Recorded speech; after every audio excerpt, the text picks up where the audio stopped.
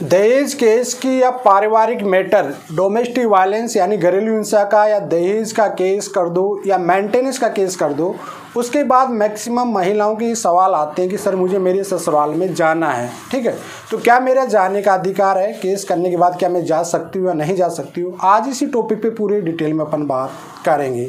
तो चलिए दोस्तों, नो टाइम पास नो बकवास, सीधा करते हैं काम की बात। मैं हूँ हंस। सेकंड बात दोस्तों, कमेंट में नंबर ना छोड़िए। अगर आप मुझसे ही बात करना चाहते हो, डिस्कशन में पूरी डिटेल होती है, कैंसिलेशन फीस जमा करके आप बात कर सकते हो। देखिए दोस्तों, कोई भी महिला है, अगर शादीशुदा महिला है तो उसके बाद उसका पूर्ण अधिकार होता है सास ससुर के घर में रहने का, पति के घर में रहने का और उसके रिश्तेदार के घर में रहने का। ये सुप्रीम कोर्ट ने आपको हो तो लेटेस्टिंग 2020 में ही राइट महिलाओं को दिया था कि भाई आप सास ससुर के घर में रह सकते हो, पति के घर में भी रह सकते हो, आपको बेघर नहीं किया जा सकता।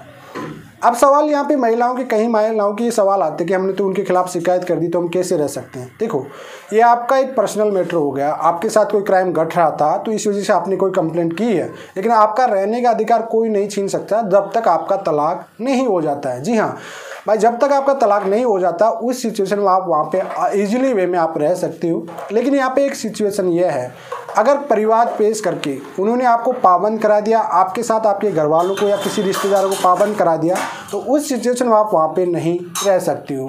आए दिन ये सवाल होता है, लेकिन ये बात भी माइंड में फिट करना होगा कि अगर आप कोई भी दहेज केस या घरेलू हिंसा केस करते हो तो ससुराल वाले आपको पाबंद करा दिया जाता है कि जब तक ये केस चल रहा है तब तक ये लोग घर पे ना आए, क्योंकि झूठे साक्ष्य और सबूत बनाने की वजह से मैक्सिमम महिलाएं ये केस करती, केस करने के बाद पति के घर में जाती है। इस वजह से पति की तरफ से उसे पाबंद कर दिया जाता है। अगर आप पे पाबंद नहीं किया गया है तो आपका जाने का, डोमेस्टिक शेयर्ड हाउस सेक्शन 2 में आपका पूर्ण अधिकार है रहने का। आपको कोई भी बेघर नहीं कर सकता है जब तक आपका डाइवोर्स नहीं हो सकता है, लेकिन आपको उधर से पाबंद नहीं किया हो। सवाल यहाँ पे आ जाता है कि पति को बेदखल किया गया है तो भी, क्योंकि सुप्रीम कोर्ट ने ये कह रखा है कि भाई जो बहू होती है उसका सास ससुर की संपत्ति में रहने का अधिकार, आपके पति को बेदखल किया गया, आपको नहीं किया गया ना, तो आपको वहाँ पे रहने का अधिकार है। अगर आपको बेदखल किया गया तो उसे आप चैलेंज कर सकते हो डिस्ट्रिक्ट कोर्ट में, लोअर कोर्ट में भी, जहाँ से आपको बेदखल किया गया था वहाँ पे आप चैलेंज करिए और रीजन पूछिए कि उसे तोड़िए, खारिज कराइए। जो भी बेदखल है आपको रहने का पूर्ण अधिकार है। अगर आपको पाबंद किया गया 107 116 में पारिवारिक पाबंद किया गया है तो भी आप नियर बाय जो जहाँ से भी आपको पाबंद कराया गया वहाँ पे उसे चैलेंज करके खारिज करा सकते हो। मतलब कुल मिलाकर आपका पूर्ण अधिकार है जब तक आपका डाइवोर्स नहीं हो जाता।